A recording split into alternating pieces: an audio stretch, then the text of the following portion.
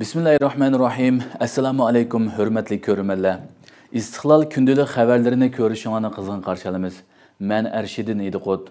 Tövəndə vətənimiz Şərqi Türkistan və dünya gün tərtibiga aloqador muhim xabarlarni huzuringizga sunamiz. Qani diqqətinizlar ekranimizda bo'lsin. Xitoy Şərqi Türkistanda bu yilmi roza tutishni qattiq cheklagan. Xitoyning bu yilmi turli razil vositalar bilan Sharqiy Turkiston xalqining Ramazon oyida roza tutishni qattiq cheklaganligi ma'lum bo'lmoqda. Ismini oshkorlamaslik sharti ostida ziyoratimizni qabul qilgan bir uchur bilan ta'minlaguvchining bildirishicha, Xitoy muborak Ramazon oyi kirgandan boshlab Sharqiy Turkiston xalqining roza tutishini qattiq cheklagan.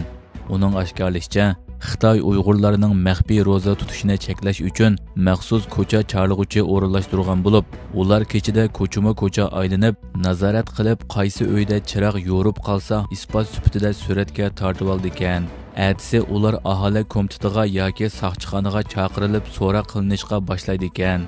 So'roqda kechida uyingning chirig'i nimishqa yo'rdi? Suhurliq yedingmi?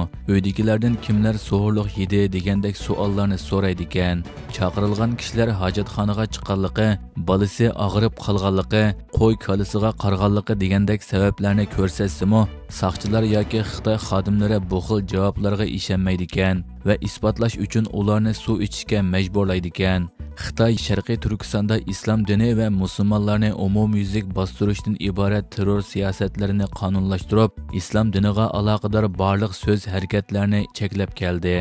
Ramazon oyida roza tutishni cheklash Xitoyning ishg'oliyat tarixidan buyon davomlashtirib kelgan bostirish siyosati bo'lib, yaqinqi yillarda buni texmo qattiq va keng ko'lamli ijro qilmoqda.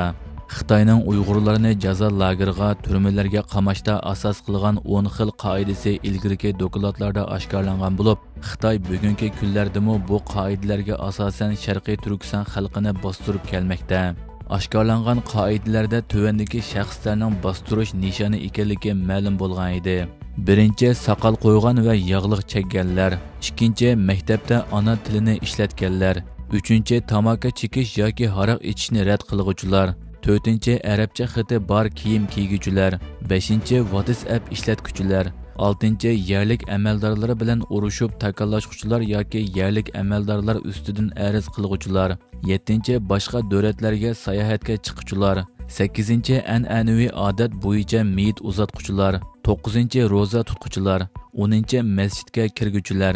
Halbuki Xitoy yaqinqi yillardan beri bir qism davlatlarning amaldorlari, muxbirlari, ijtimoiy tashkilot xodimlarini Sharqiy Turkistonga taklif qilgan bo'lib, ko'z bo'yash uchun oldin tayyorlangan o'rinlarni ziyorat qildirgan va bekitilgan kishilar bilan ko'rishtirgan. Bu orqali xalqaroga Sharqiy Turkiston xalqining barliq huquqlaridan bahramand bo'lgan holda yashayotganligidek saxta ko'rinishni ko'rsatishga urinmoqda. Xitoyning ikki yig'indagi bir qism nuqtalar gumon qo'zg'adi. Xitoyning ikki yig'ini oxirlashgan bo'lib, yuqori darajalik amaldorlarining yig'iniga qatnashmasligi qatorliq bir qism nuqtalar gumon qo'zg'amoqda. Amerika ovozining xabar qilishicha, Xitoyning bu yildagi eng chong siyosiy faoliyati bo'lgan Xalq qurultiyi va siyosiy kengash yig'ini 11-mart oxirlashgan. 2000 dan ortiq kishi qatnashgan bu yig'in bir hafta davomlashgan bo'lib, yig'inda Xitoy rejimi iqtisodiy o'sish nishonini belgilab, xizmat dokladini ma'qullagan bo'lsa-mu, nurg'un tugunlarni qoldirib qo'ygan. Bularning ichida siyosiy gumonlar va iqtisodiy siyosatlar bor ekan. Xalqaro axborot vositalari Xitoy Xalq qurultiyi yig'inining yepilish marosimidagi munbarda alohida bir ahvolni bayqagan bo'lib, murosimiga Xitoy Kommunistik partiyasi markaziy komitetining doimiy a'zosi, Xalq qurultiyi komitetining raisi Zhou Leji qatnashmagan. Uning o'rnida Xalq qurultiyi doimiy komitetining muavin raisi, siyosiy byuro a'zosi Li Hongjong yig'inga riyosatchilik qilgan. U Zhou Lejining nafas yo'li yollig'i sababli yig'inga qatnashmaydiganligini aytgan. U tushuntirish xalqaro jamiyatning Xitoy amaldorlarining ichki ziddiyatlari haqida gumon qo'zg'agan. Chunki Xitoyning yuqori darajalik amaldorlarining ahvoli maxfiyatlik hisoblanadigan bo'lib, sirtqa nihoyat oz e'lon qilindi ekan. Xitoy tashviqot organlarimi Zhou Lejining dushanba kuni o'tkazilgan Xitoy siyosiy kengash yig'inining yepilish murosimiga va mamlakat xalq qurultiyi yig'ini hay'at riyosati 3-qitimliq yig'iniga qatnashmaganligini xabar qilgan. Ammo bu haqda hech qanday tushuncha berilmagan. Reuters agentligining xabar qilishicha, Bu yil 68 yoshga kirgan Javlejining boshqa doimiy komitet a'zolari bilan bundaq muhim yig'inda ko'rinmaganligi yaqinqi 20 necha yildan buyanqi tunji qitimliq ahvol ekan. Xitoy siyosati analizchilari Xitoy Xalq qurultiyi doimiy komiteti raisining bu yilgi eng muhim yig'inga qatnashmasligining normal ish emasligini, bundaq ahvolning nihoyatda oz ko'rildiganligini bildirgan. Amerika oliy amaldori Xitoyning barliq o'zaklariga boj qo'yishni talab qildi. Amerika Avam palatasi oliy komitetining raisi Xitoyda ishlangan barliq o'zaklarga tamojni beji qo'yishni talab qildi.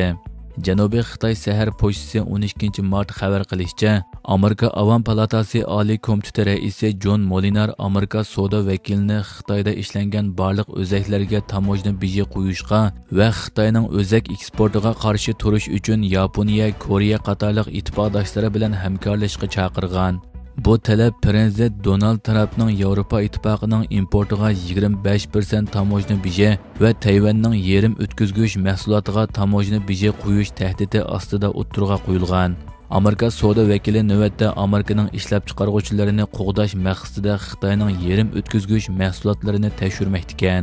Bu haqda o'tkazilgan isbot anglash yig'inida ittifoqdoshlarning yerim o'tkazgich ta'minlash zanjirini kafolatlantirishda moslashishning muhimligi ta'kidlangan. Amerika Ukrainaga qaratgan yordamni asliga keltirdi. Amerika Ukrainaning Rossiyaga qarshi urushiga ta'minlayotgan yordamni asliga keltirdi.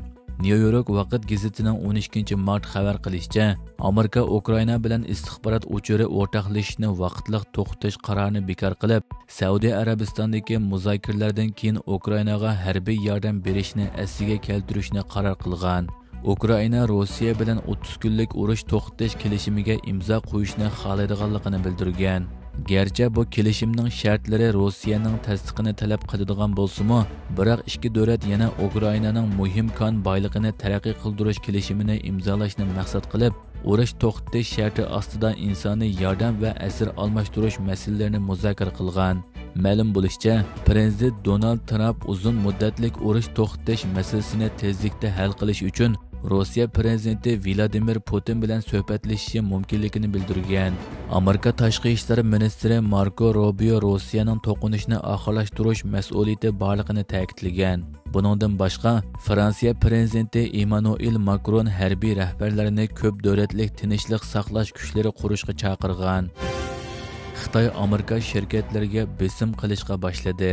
Xitoy Amerika shirkati Walmartning oliy boshqaruvchilarini ministerlikka chaqirib, Prezident Trumpning Xitoyga qo'ygan yuqori nisbatdagi tamojni beji to'g'risida suhbatlashgan. Janubiy Xitoy Sahar pochtasi 12 mart xabar qilishicha, Xitoy Amerikaning Xitoy mahsulotlariga yangi tamojni beji qo'yganligi sababli kuchaygan keskin vaziyat sababli Amerika shirkati Walmartning oliy boshqaruvchilarini suhbatga chaqirgan. Ma'lum bo'lishicha, Walmart shirkatining Xitoyda 283 magazini bor ekan. Xitoy savdo ministrligi Walmartning Xitoy ta'minlaguvchilarga qo'ygan baho tuvalatish talablaridan andisha qilganligini, bu ahvol tamojni beji yukini yerlik ta'minlaguvchilar va iste'molchilarga ortib qo'yishi va ta'minlash zanjirini buzib, har ikki davlatning manfaatiga salbiy ta'sir ko'rsatishi mumkinligini da'vo qilgan. Bildirilishicha, Xitoy Amerika hukumatining tamojni bejiga qarshi Amerikaning ko'plagan mahsulotlariga qo'shimcha boj qo'ygan hamda dunyo savdo tashkilotida Amerikaga qarshi da'vo etishni o'ylashgan. Gerçi har ikki taraf Prezident Trump bilan Xi Jinping orasida yuqori darajaliklar yig'ini o'tkazish to'g'risida suhbatlashayotgan bo'lsa-mu, Xitoy savdo birlashmasi Amerika tamojna bojlarining shirkatlarga bo'lgan ta'siri to'g'risida andisha qildiganligini bildirgan. Savdo qiyinchiliklariga taqobil turish uchun o'zaro hamkorlashishga chaqirgan. Hurmatli ko'ruvchilar, bugungi xabarimiz mushu yerda oyoqlashdi. Ko'rganingizga rahmat. Atigi programmada ko'rishguncha omon bo'lgaysizlar. Allohga omonat.